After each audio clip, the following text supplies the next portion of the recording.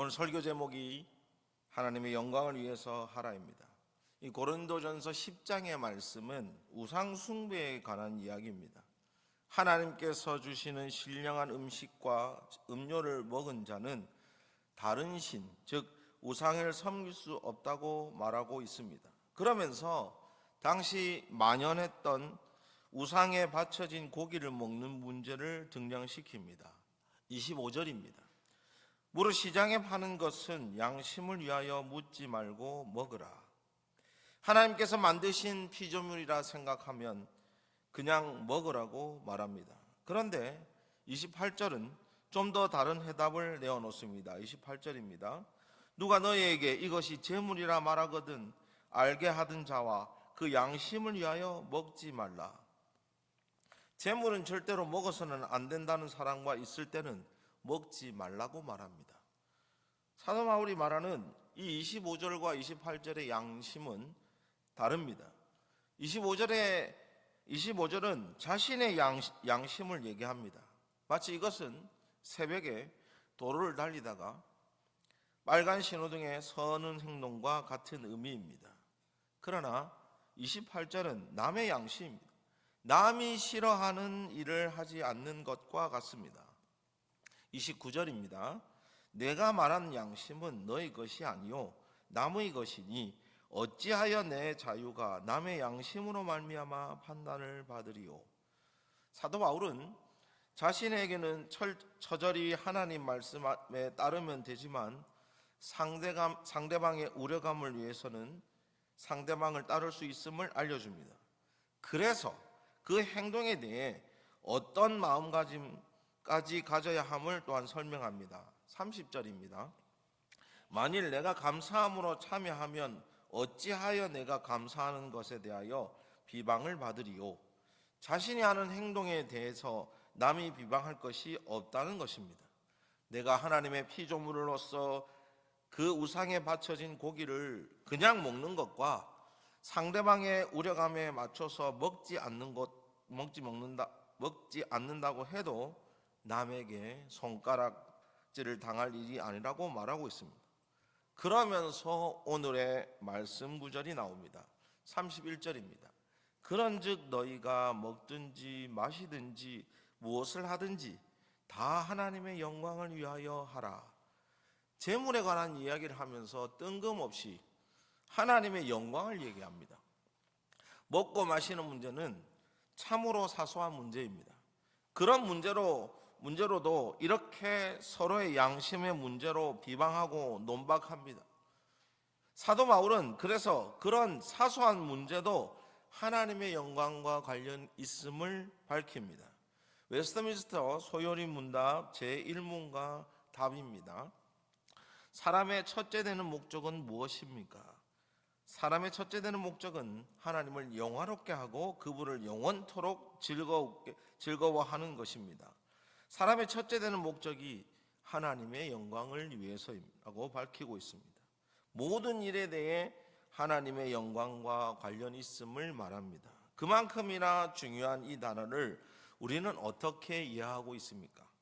예배가 끝나면 하나님께 영광을 올려드립니다 라고 말합니다.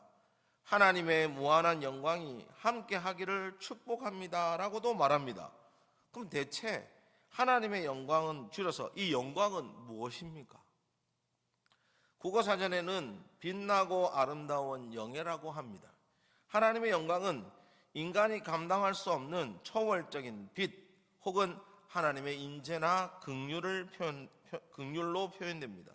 예를 들자면 야곱이 꿈속에서 천국으로 향하는 사닥다리를 천사들이 오가는 모습처럼, 혹은 예수님께서 베드로와 요한과 야곱을 데리고 간 그 변화산에서의 본 광채처럼 형용할 수 없는 감동이 밀려오는 하나님이 계실 것만 같은 그런 느낌, 그 느낌을 영광이라고 합니다.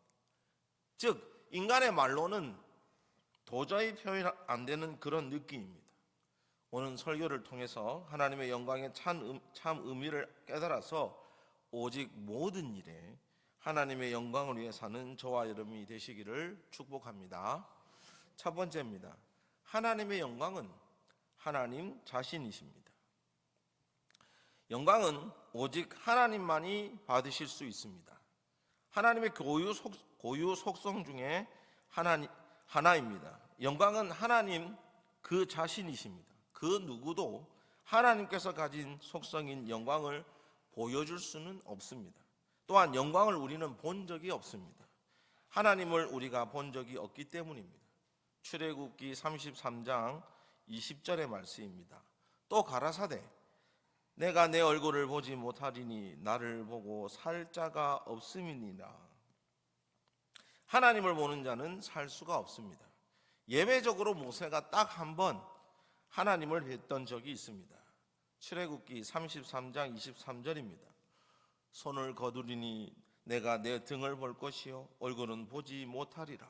하나님께서 영광을 나타내실 때 얼굴은 보여주지는 않으셨지만 등을 보여주심으로 모세 앞에 나타나셨습니다. 그러니 우리는 이 하나님의 영광을 직접적으로 볼 수가 없습니다. 그러나 하나님은 우리 곁에 계십니다. 예를 들어 보겠습니다. 비바람이 몰아치고 우박이 떨어지고 눈이 쏟아지는 날, 과연 태양은 우리를 비추고 있을까요? 하늘 위 구름 저편에 너머에는 분명히 태양은 우리를 비추고 있습니다. 즉 하나님께서는 시공간을 초월한 곳에서 좌정하시고 우리를 바라보고 계시지만 우리는 하나님 혹은 하나님의 영광을 직접적으로 볼 수 없습니다. 그래서 구약에서는 몇 가지 방법으로 하나님께서 나타나셨습니다.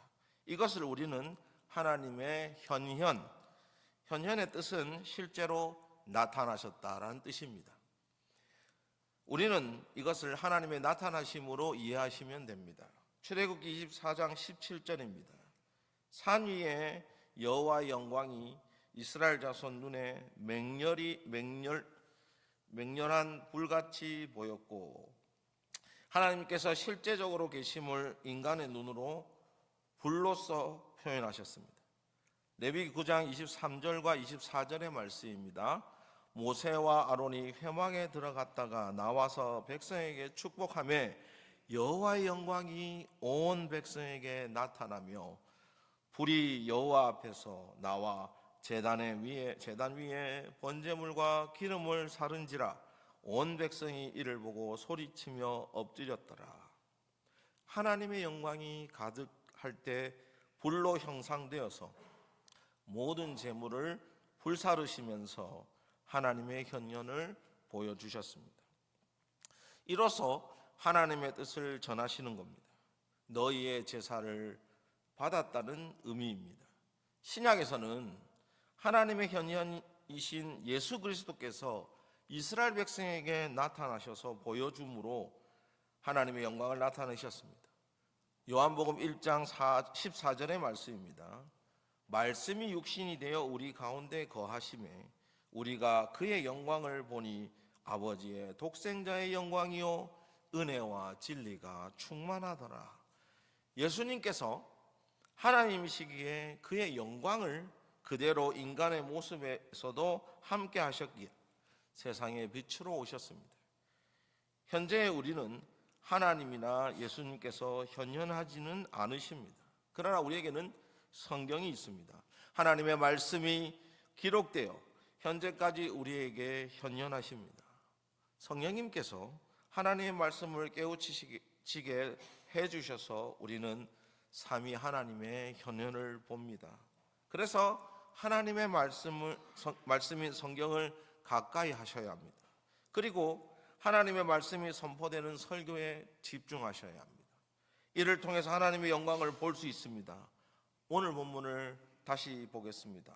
31절입니다. 그런즉 너희가 먹든지 마시든지 무엇을 하든지 다 하나님의 영광을 위하여 하라. 이 구절은 그런즉 너희가 먹든지 마시든지 무엇을 하든지 다 하나님을 위하여 하라라는 말로 바꿔줄 수 있습니다. 모든 일에서 하나님을 중심으로 하나님을 생각하며 하라는 의미입니다.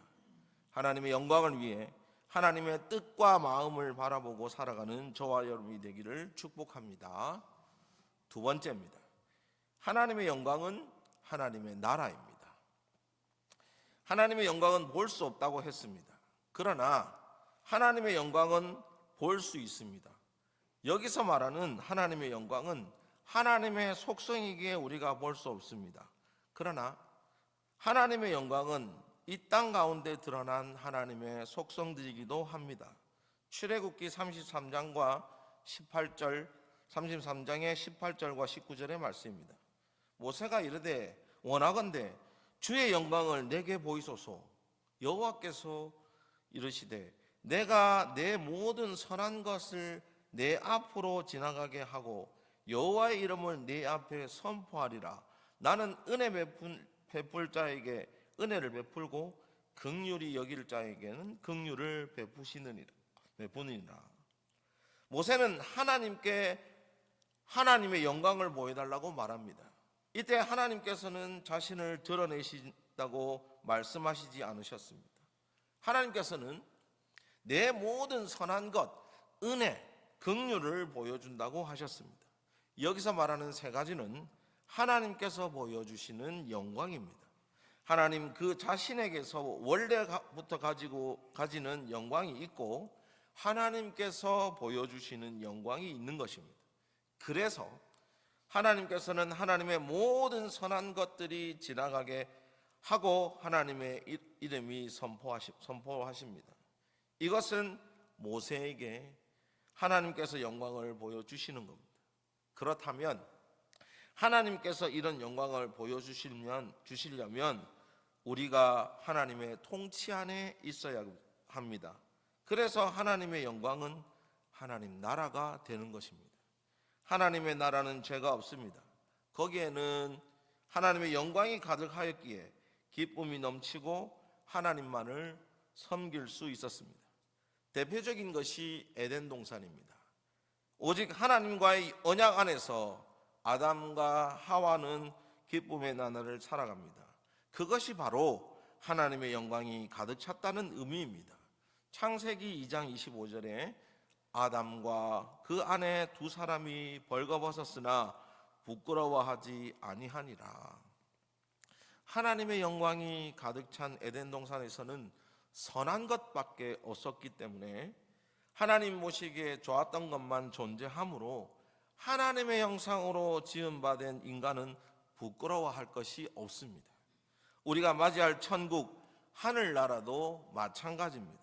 하나님의 영광이 가득한 그곳에는 이상할 것이 아무것도 없습니다. 오직 하나님께서 주시는 선함과 은혜와 긍휼 등이 가득할 것입니다. 이 조나단 에드워드라는 신학자가 하나님의 영광을 이렇게 말합니다. 태양이 내리쬐면 태양의 자외선, 적외선, 가시광선이 나옵니다. 여기서 태양 자체의 속성이 이러한 광선이라면 우리가 느끼는 따뜻함, 더움은 태양이 우리에게 보여주는 속성입니다. 가시광선이나 적외선, 자외선을 쏟는 태양을 통해서 우리가 느끼는 것이 바로 태양이 우리에게 보여주는 속성입니다. 그래서 우리는 따뜻함과 더움을 느끼게 되는 겁니다. 그래서 태양을 바라보기만 해도 느껴지는 속성을 우리는 알게 됩니다. 마찬가지로 하나님을 볼 수는 없지만 하나님께서 우리에게 주시는 영광으로 우리는 하나님의 영광을 느끼게 됩니다. 세상을 살면서 온갖 고생과 고난 속에서도 하나님을 의지하여 살아갈 때 하나님의 은혜로 이제껏 살았다고 말합니다. 하나님께서 주시는 영광을 통해 우리의 삶이 이렇게 윤택해지는 겁니다. 이겨낸 것도 하나님의 영광이요, 행복을 얻은 것도 하나님의 영광입니다. 하나님께서 우리를 인도하시고 주관하시기에 우리는 느끼지 못하나 어느 순간에 하나님께서 그 마음을 주십니다. 그래서 찬송가 438장 내 영혼이 은총 입어에 후렴구 끝부분이 주 예수와 동행하니 그 어디나 하늘나라입니다. 하나님의 인도하심과 주관하심으로 하나님의 영광이 나를 이끌 때 그곳이 언제나 하늘나라가 하나님의 나라가 됩니다. 하나님의 영광이 선포되는 곳, 그곳이 하나님 나라입니다. 하나님의 통치가 이루어져서 하나님의 영광이 가득한 곳, 그곳이 하늘나라입니다. 오늘 본문을 다시 보겠습니다. 31절입니다. 그런즉 너희가 먹든지 마시든지 무엇을 하든지 다 하나님의 영광을 위하여 하라. 이 구절은 그런즉 너희는 먹든지 마시든지 무엇을 하든지 다 하나님 나라를 위하여 하라로 바꿔 쓸 수 있습니다.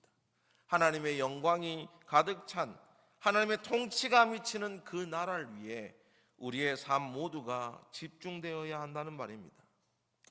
하나님의 최전선의 선교사로서 하나님의 영광을 비추는 자로서 이름도 없이 빛도 없이 살아가지만 하나님 나라를 위해 더욱더 나를 성결하게 하며 살아가야 한다는 말입니다.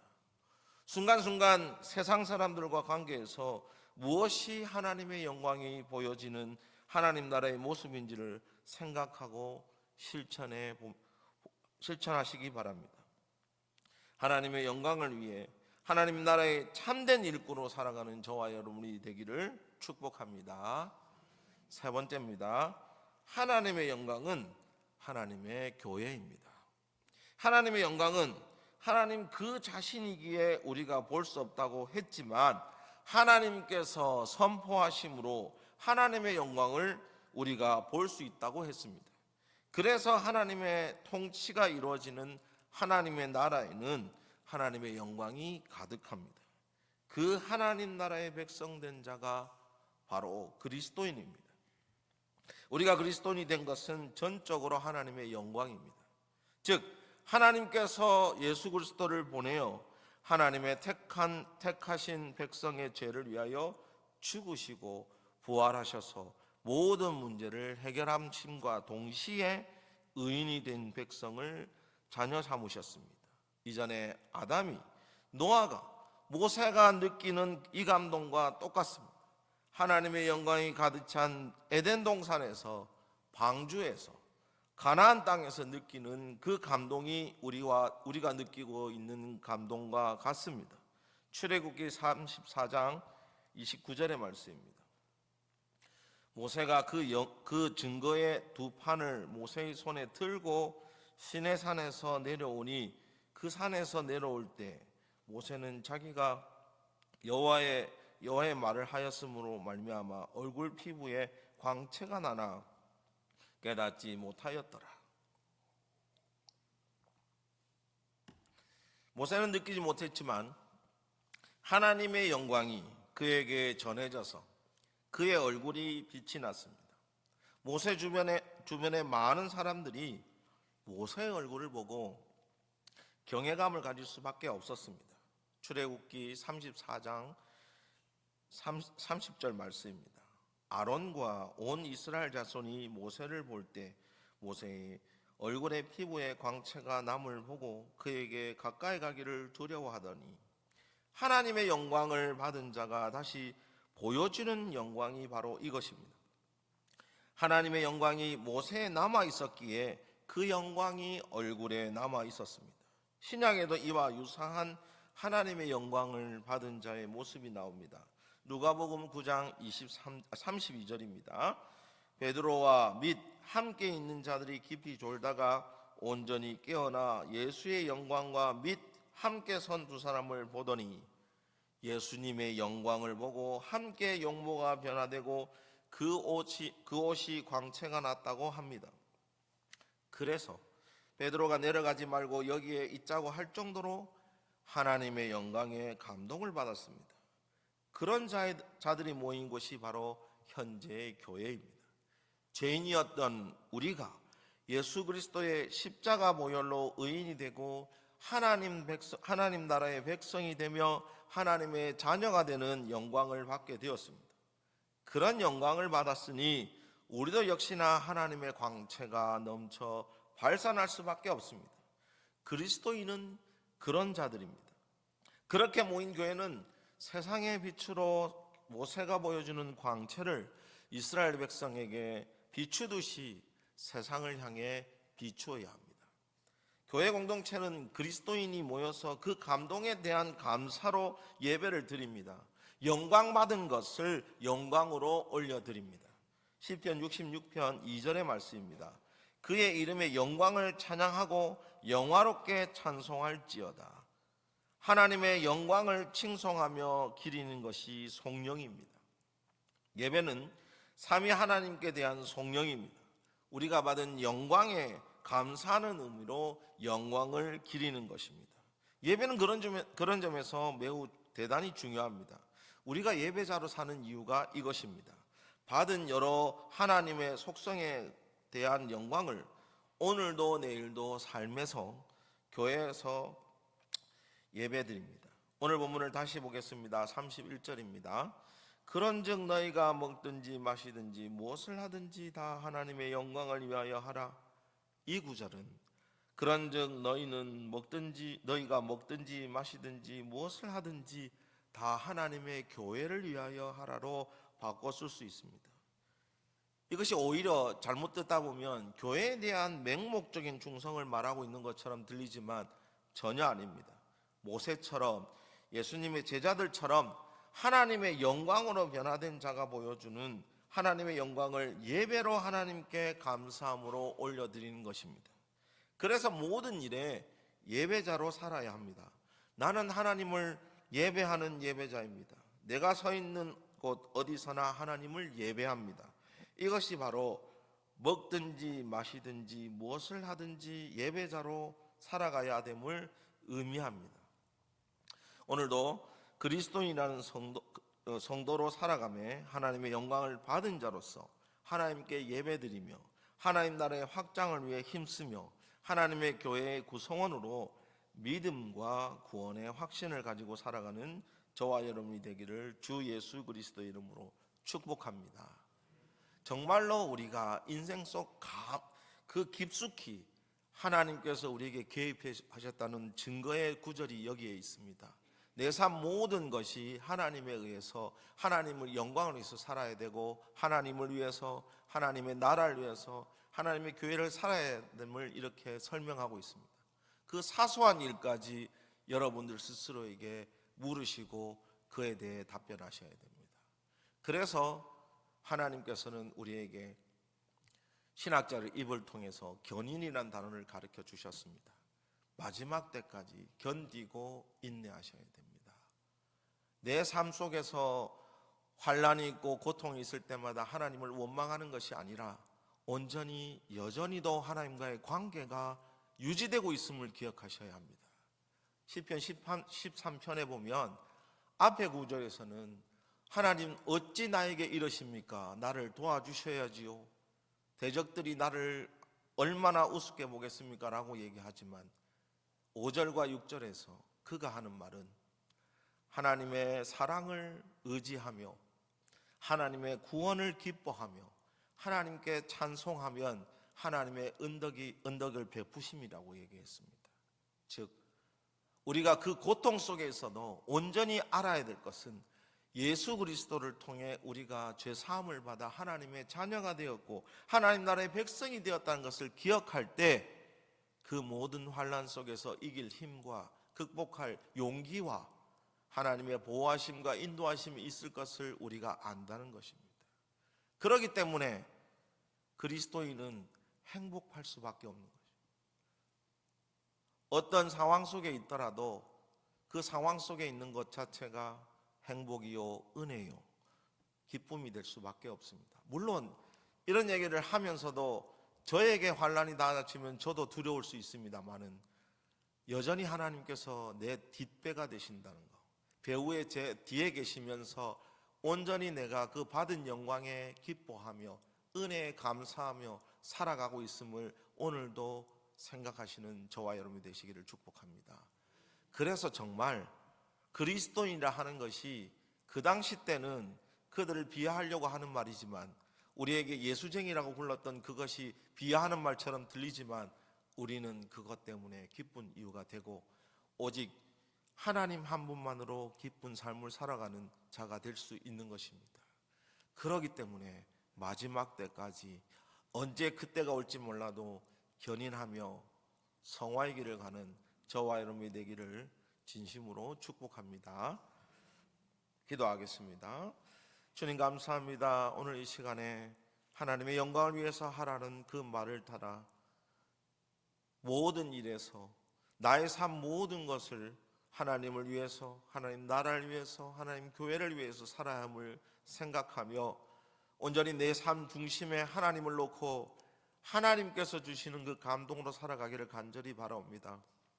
그래서 하나님의 영광이 세상에 미치기를 바라며 하나님의 통치가 온전히 이 세상에 가득하여서 하나님의 영광만이 남으며 마지막 때에 예수 그리스도께서 우리에게 오실 때 하나님의 영광에 압도당하고 감사함을 받은 자들이 하나님의 나라의 백성으로 살아갈 수 있게 주여 인도하여 주시옵소서. 온전히 그 삶을 살아가며 때로는 고난과 환난 속에 있지만 하나님을 의지하며 하나님 한 분만으로 극복해 나가며 용기를 가지며 살아가는 저와 여러분들 우리 자신들이 될 수 있게 주여 인도하여 주시옵소서. 감사합니다. 예수님 이름으로 기도드립니다. 아멘.